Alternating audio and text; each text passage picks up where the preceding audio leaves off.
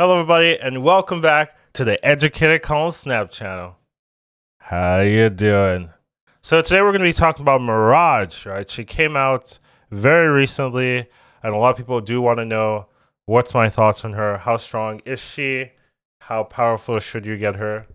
Um, etc., etc. So let's begin. So here we do have the Spotlight section, right? We have Mirage paired with Thanos Master Mode, and these are the variants. Obviously, the variants are subjective.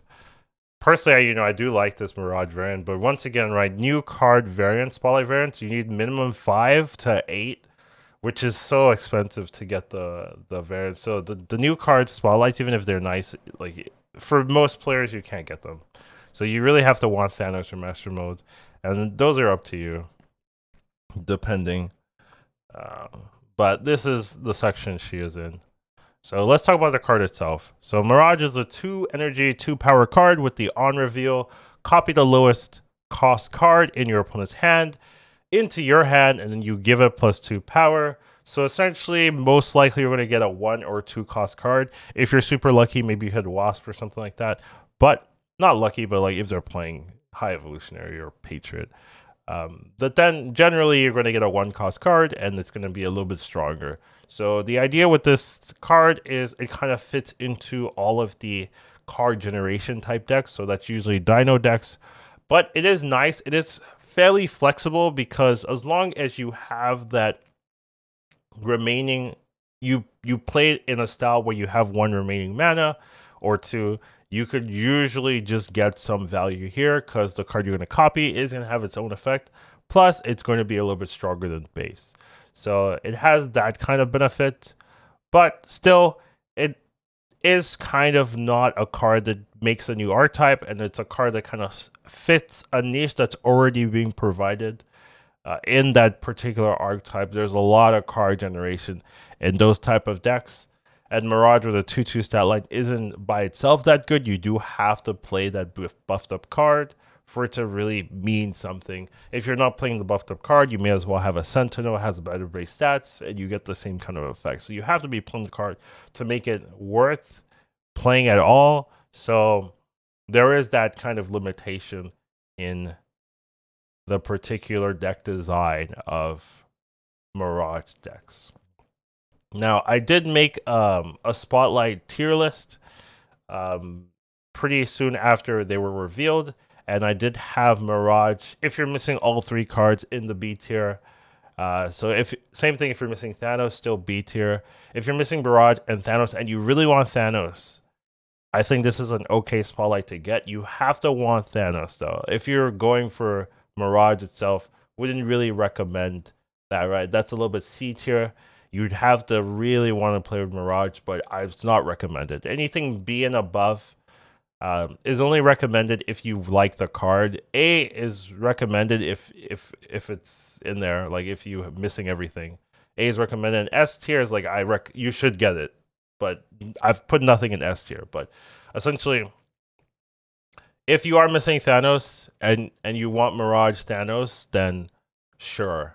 But that's in terms of the Spotlight, that's the guide there. In terms of Mirage itself, I would say my first impressions is it's not worth 3,000 tokens. I also need to move this down. It's not worth 3,000 tokens, and it's not worth a solo Spotlight. So if it's by itself, you have Thanos and Master Mode, I wouldn't recommend it. And if you want to spend tokens on it as well, I wouldn't recommend it. One of the reasons is that it doesn't really change the archetypes that it's played in, and it's not necessary. It's not a core card. It doesn't win you games in that way. It can. I mean, obviously, every card can win you games, but it doesn't necessarily be the difference maker. If you're going to win a game while you're running this card, you're probably winning because the other cards are strong and able to supplement Mirage. It's not something like a Jeff, where Jeff will win you games by itself because it can do something that no one else can do, or Darkhawk. Darkhawk can win you games by itself because it has that particular niche in this deck archetypes. But Mirage doesn't really do that. It just is a good card that kind of replaces the Sentinel slot in a lot of cases. Maybe replaces Cable if you're running Cable.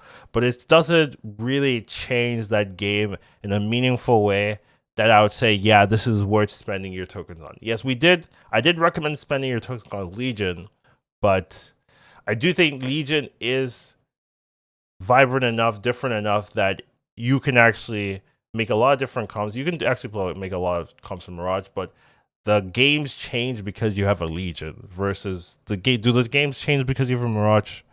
Not really. So that's my first impressions overall. With time, I may adjust, but currently, and according to the stats, right, it's not crazy good. It's definitely less um, statistically viable than a Legion or anything. But a lot of the cards this season aren't doing that great. Like Jean Grey and Echo are also not doing super great statistically. So not the strongest season in terms of new dominating cards, and they're going to be coming. But yeah, overall, my impressions on Mirage, don't think it's particularly worth your resources right now. So next up, we have some deck lists. So I do want to still, for the people that would get Mirage, I still want to say, hey, you could play this or that. I would say the most obvious deck list is this one, where you are just putting Mirage in replace of Sentinel. That's essentially what you're doing here. You're playing Darkhawk Dino, but instead of Sentinel, you have Mirage. And it's strong, like it's decent, but I don't think Mirage, like I think you could put Sentinel back in and you'd just be fine. Like I don't think it changes anything. And that's like maybe its issue in that it doesn't have a place where it's like shines. You know, it's like a cable, it's a Sentinel, like it just fills that role. And everyone has Sentinel and cable, so there's no real reason to have to play Mirage instead. You're not going to be in trouble for playing a Sentinel here. I think your stats will look very similar if you're running Mirage or Sentinel. Obviously, maybe Mirage is a little bit better, but not enough for it to matter. It's just not enough for it to matter. But this is something you can run Mirage in. Just a Darkhawk Dino package with collector scaling, Quinjet synergy. I mean, nothing too fancy. I do think Mirage can be played in a lot of different decks, and maybe that's where it shines a little bit more than Sentinel and Cable, where those are a little bit harder to put in everything. Since you're getting your opponent's cards, they're usually relevant cards. And since you're getting the cheapest ones, you're usually getting a very cheap card, usually one or if you're unlucky, two cost cards. So I think that's pretty good. But here we do have kind of like a Legion magic deck. So you're kind of using the magic to kind of make the game stall longer. So you have space to play the card you get from the Mirage. And you just have a lot of control tools. So because you're running Zabu, things cost cheap. So Zabu is another way of getting a chance to squeeze the Mirage in, right? So if you play a Zabu and you play Zabu on 3, or the Mirage on 3, then the one cost you can play with your 4-drop on 4, right? So you could go like Iron Lad plus the 1-drop on 4. So you have to. So the one thing with Mirage is you have to find time. The deck has to be built where you have time to squeeze in that 1-drop you're likely to get. So this does do that pretty well. And then you have the Legion and you have the Professor X for the lockdown. So it's kind of a control deck with some tempo tools. Next up, we have a Dino deck or a Collector deck, but this time you're using Thanos. So Thanos is another deck that you can squeeze a Mirage in because you're playing a lot of stones, so you can be very cheap, and you're used to playing one cost card, so the Mirage card you're getting isn't out of place, out of sorts, and you just have a lot of little card generations and draw generations, so your Dino is really, really powerful. So that's kind of the idea with this particular list. Very, very heavy on the generation, but you do have the Quinjet to make it a little bit cheaper, and you just keep summoning things that your opponent doesn't know exactly what you're playing. So that's the idea with this deck as well. And then next up, we have just a high evolutionary control list. Once again, Mirage works in this since with high evolutionary decks, you always have that time to not use energy, so that energy can be replaced with the card you get from Mirage as long as it makes sense. Right, but since you're going like Storm, sometimes you're going Cyclops, sometimes you're going Sunspot, sometimes there's always going to be some free energy that you can use, particularly around turn 3 and 4. Those are usually where you're going to have the time to play an extra card.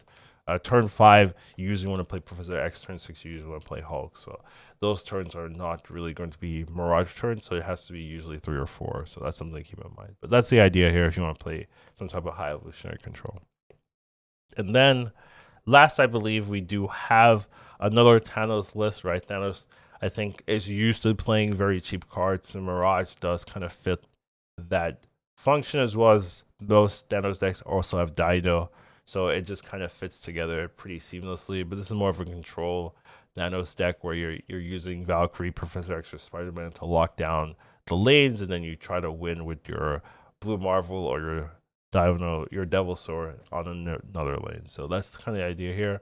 Just an easy deck to put Mirage in since it flows so seamlessly since you have all the stones. So that's definitely something you can do if you like it. But once again, overall, I'm not saying I fully recommend this card. I do think it's okay, but I don't think it changes the game enough to spend 3,000 tokens on it or so. It just, you could just play Sentinel. Like, honestly, you really could. It's not that game changing, and the stats don't really make it sound like it's a core part of a lot of deck lists. You can put it in a lot of deck lists, so it is flexible, but I wouldn't recommend that you spend your tokens on it. There's a lot of cards coming up that I think are worth spending tokens on, so it's kind of hard to say, oh yeah, spend on here, right? I think next season, right, you're going to be seeing a lot of cards that you might want to be interested in, so if you can save your resources and it's not necessary, I would. So I wouldn't necessarily force it on something like this particular card. So that's my thoughts here. Just not in love with Mirage, and maybe things will change. Maybe a new deck will be created that utilizes it. But for now, I just think it's an okay card. It's not a bad card. It's not Snow Guard or anything like that. But it's an unnecessary card. I think that's the difference here. And since our resources are so limited, you have to be very careful about what you're spending your resources on. I just don't think Mirage fits that level of flexibility, that level of difference making in a deck that it would require you to purchase her. So that's my thoughts on this card. That's my first impressions. Hope you guys liked it. What's your thoughts on Mirage? There's always some person in the comments saying like, no, this card is incredible no matter what I like. And I'm always like, yeah, I mean, you know, maybe you won a couple games, but I have my opinion there. You have yours, but yeah, take care of yourselves. Have a wonderful day, and I'll see you in the next one. Educated calling snap. Once you watch him, you won't go back. He'll teach you to marvel snap. Your skills will be